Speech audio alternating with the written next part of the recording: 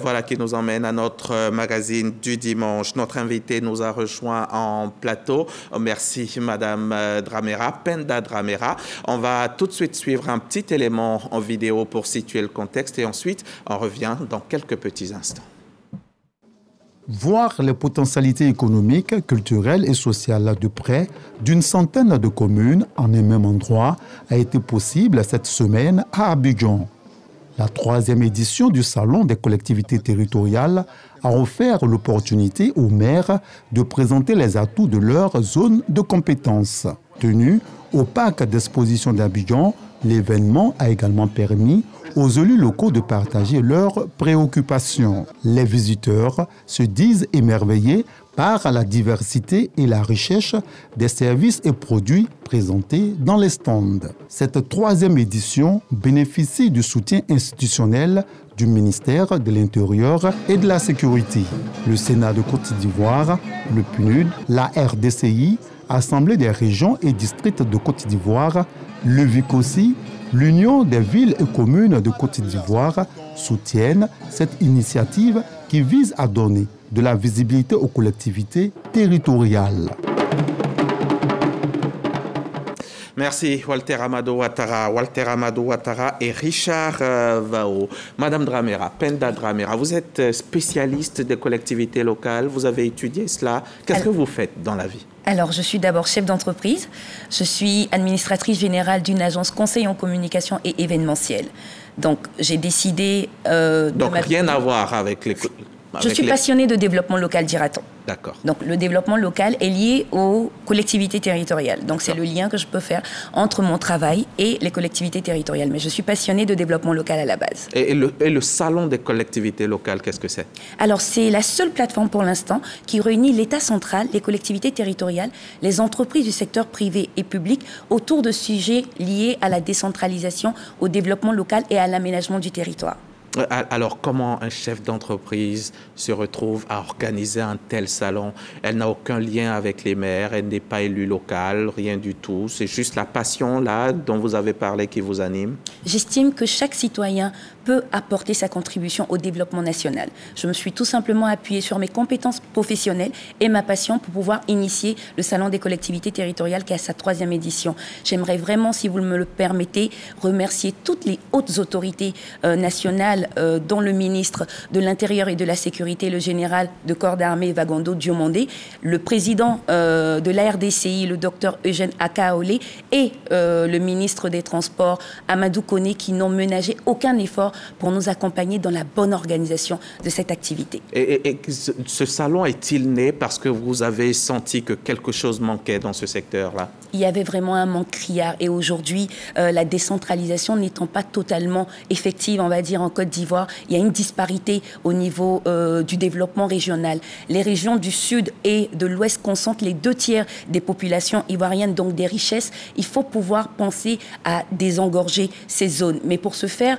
les communes et les régions des autres territoires doivent se vendre comme des entreprises. Et pour ce faire, il faut qu'elles puissent se rendre attractives pour accueillir des investisseurs, mais aussi des populations en quête de territoire qui pourraient les accueillir. Un petit rappel, rappelez-nous cela. Quel est le rôle d'un élu local, Madame Dramera? Il y a 16 compétences qui ont été transférées par l'État de Côte d'Ivoire aux collectivités territoriales, dont l'aménagement du territoire, l'éducation, la gestion de l'hydraulique. Ça fait beaucoup de compétences que je ne pourrais pas malheureusement citer et qui se retrouvent en porte-à-faux avec la gestion de certains ministères. Donc le Salon des collectivités territoriales, comme je l'ai dit tantôt, met sur la même plateforme de discussion et d'échange les collectivités et l'État central, afin que ces ministères et les collectivités, petit à petit, la décentralisation est un long processus, petit à petit, puissent, avec le plan national de développement, se coordonner pour qu'il y ait une réelle cohésion sur le développement des collectivités territoriales, mais aussi que les compétences puissent être transférées au fur et à mesure avec les ressources humaines, mais aussi les ressources financières qui vont avec. Et pour vous, le développement du pays passe forcément par le développement de nos villes, de nos départements? Tous les pays développés que j'ai vus dans le monde ont un développement local qui est fort. Je prends l'exemple, par exemple, de la France. Vous avez des villes secondaires. Je vais citer la ville de Bordeaux, qui est internationalement reconnue aujourd'hui pour sa culture du vin. quand on parle d'une ville, par exemple, comme une petite ville de Touba, qui a réussi avec ses traditions, on va dire, religieuses, à être connue internationalement, avec le Magdal qui accueille des millions, on va dire, de pèlerins qui viennent sur leur territoire chaque année et qui créent de l'emploi, qui créent des richesses. Pour moi, à l'avenir, chaque territoire, chaque région de Côte d'Ivoire devra se créer une identité. On a le potentiel, on a tout ce qu'il faut pour que chaque territoire bénéficie d'une identité afin de pouvoir créer des emplois, des richesses, mais surtout désengorger Abidjan, parce que Abidjan, de plus en plus, commence à être invivable. Et c'est à cela que va servir votre salon? C'est exactement ça, c'est notre objectif premier, de pouvoir rendre attractifs les villes de l'intérieur. Mais pour ce faire, il faut les accompagner à ce qu'elles aient un marketing territorial, à ce qu'elles aient des informations par rapport aux lois, aux législations, mais surtout au programme de développement de l'État de Côte d'Ivoire pour qu'il y ait une harmonie dans la gestion de toutes nos collectivités. Et vous pensez être sur la bonne voie? Je le pense. On a commencé la première édition très timidement, avec pas beaucoup d'investissement des collectivités. On avait à peine 10 stands. Aujourd'hui, on en a eu 80, dont plus de 60 étaient des collectivités territoriales et des entreprises qui ont vraiment appuyé et accompagné les collectivités. Donc, je pense qu'il y a une réelle compréhension de l'objectif de ce salon. Alors, ils étaient 10 au départ, 80 aujourd'hui. Est-ce que, quand ils arrivent, ils viennent avec dans leur sac des projets, des plans stratégiques, par exemple, de développement de leur commune? Pas tous, mais j'ai été vraiment agréablement surpris sur cette 3e édition de l'ingéniosité dont ils ont fait preuve en vendant leur territoire, en montrant leur culture, en montrant leur tradition. J'ai vu sur le stand, par exemple, du Conseil régional du Bélier, de la semoule de maïs que je ne connaissais pas, qui peut substituer la semoule de mil dans le déguet, mais qui peut être même mangée avec de la sauce graine. J'ai vu des belles prestations artistiques de troupes. Par exemple, on connaît le Goli, mais il y a de petites régions qui ont une, on va dire, diversité culturelle qui nous a vraiment épatés. J'ai vu aussi des projets très innovants. La petite commune de Ouélé qui lutte contre l'orpaillage clandestin, qui est venue avec un projet en collaboration avec des anciens mêmes orpailleurs qui ont décidé de reboiser une zone qui était clandestinement utilisée. Donc c'est vraiment beaucoup d'ingéniosité, beaucoup d'implication que j'ai vu de la part des collectivités. Et vous pensez que tout ça, ça suffit à faire développer leur commune? Ça viendra au fur et à mesure.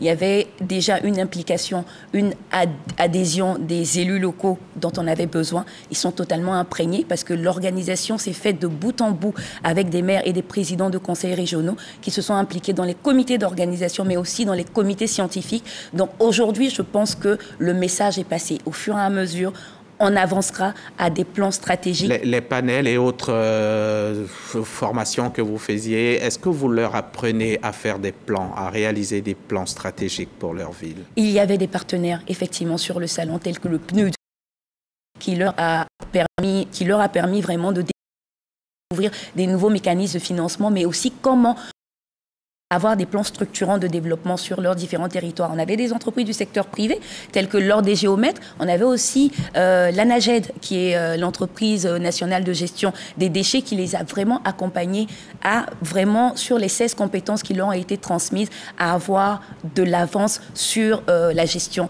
de ce qui leur revient comme gestion de leur territoire. Alors, si je vous demandais, quel est le bilan de cette 3e édition? Vous nous diriez quoi? Je l'ai dit d'emblée qu'il était positif. J'ai jamais reçu personne qui est venu dire que le bilan de son activité n'était pas positif. Est-ce que on le dit comme ça? Alors, pourquoi vous pensez qu'il est positif? Monsieur Diaby, je vous ai dit tout à l'heure qu'à la première édition en 2019, on avait 10 stands. Aujourd'hui, on est 80. On a 80. On a eu par jour 1500 visiteurs, alors qu'on n'avait même pas 500 visiteurs sur la première édition. Donc, pour moi, c'est une réussite. Bien sûr. Et puis la ville à l'honneur, c'était Boaké. La commune de Boaké, tout à fait. C'est bien malin, hein? Le président de l'UVIC aussi, c'est le maire de Boaké. Et je pense... Ça n'a absolument rien à voir. Les discussions ont été entamées bien avant son élection. On parlait tout à l'heure d'Abidjan qui était complètement saturé. Et les villes secondaires qui peuvent accueillir vraiment le désengorgement d'Abidjan avec des investissements. La première ville qui se positionne en ville secondaire est Boaké, raison pour laquelle cette ville a été mise à l'honneur pour qu'elle puisse nous dévoiler son potentiel et accueillir les investisseurs et les partenaires qu'on avait sur le salon. C'est quoi le contenu de ce salon? Qu'est-ce qui a meublé le salon? Alors, le salon est composé de panels, d'expositions, d'ateliers, mais aussi on avait une zone artisanale pour vraiment mettre en avant les artisans des différents territoires. On avait aussi une zone culturelle pour recevoir des troupes artistiques, mais on a voulu mettre en avant nos us et coutumes. Donc, on a eu des contes pour la tradition orale, on a eu des danses. J'ai été vraiment émerveillée par la diversité culturelle de la Côte d'Ivoire. C'était assez émouvant pour moi. D'accord. Et qui vient au salon? Qui est invité? Le grand public, non, hein, je crois. Si, le grand public a sa part à jouer, mais c'est d'abord un événement qui est B2G, entendez par là Business to Government. Donc le salon accueille l'État central, les collectivités territoriales. Donc entendez, tout à l'heure, j'ai entendu dans le reportage, c'est pas uniquement des mairies, mais aussi des conseils régionaux et des districts autonomes qu'on accueille sur le salon des collectivités territoriales et des entreprises du secteur public. Donc je parle par exemple de ceux qui s'occupent de la gestion des déchets, de l'hydraulique, de la gestion de l'énergie, donc ça peut être l'électricité, etc. Donc c'est ces entités-là qui se regroupent pour pouvoir parler de développement et aménagement du territoire. Mais le grand public a aussi sa part à jouer. On parle de participation citoyenne.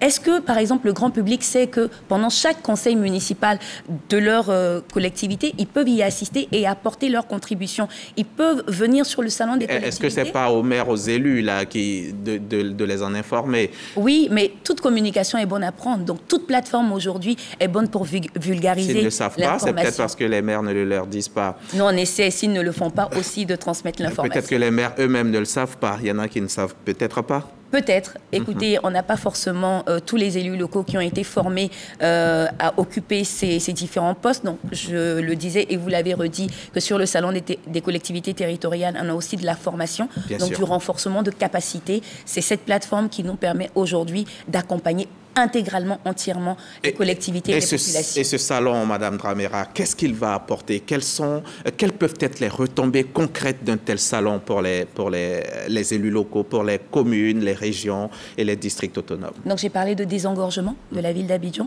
j'ai parlé de développement local, donc que chaque entité, chaque collectivité puisse avoir une identité pour créer des richesses, des emplois sur leur territoire. Et attirer du monde. Attirer. Moi, je ne suis pas citadine de préférence. J'aimerais aller vivre à l'intérieur. J'aimerais, quand je pars vivre à l'intérieur, avoir toutes les commodités que j'ai dans la ville d'Abidjan à l'intérieur du pays. Mais pour ce faire, il faut que la ville puisse se vendre, comme je vous disais, pour pouvoir accueillir n'importe quoi, une piscine municipale, un cinéma. Il faut créer des emplois avec peut-être l'industrialisation. C'est ce à quoi on aspire sur l'organisation de ce salon des collectivités territoriales. Et on va terminer. Des innovations, il y en a eu cette année. Et puis, est-ce que vous en prévoyez pour les prochaines éditions? La toute prochaine, c'est quand déjà? C'est dans 2 ans. Donc, c'est un salon qui est biannuel. On va d'abord faire le bilan de cette 3e édition, parce que le salon a fermé ses portes qu'hier soir. On fera un bilan avant de consulter les élus locaux sur leurs problématiques réelles et leurs attentes pour la 2e édition. Pour la 4e édition. La 4e édition. Merci donc. Merci à vous. Merci pour cette lucarne. Madame Penda Dramera, merci beaucoup, commissaire générale de la 3e édition du Salon des collectivités territoriales, dont vous êtes venu nous faire le bilan. Merci en tout cas d'avoir accepté notre invitation. Bon retour chez vous. Merci. Et vive l'édition 2025. Merci à vous aussi, chers téléspectateurs. Merci de votre confiance. On se retrouve demain lundi, demain soir pour le 20h.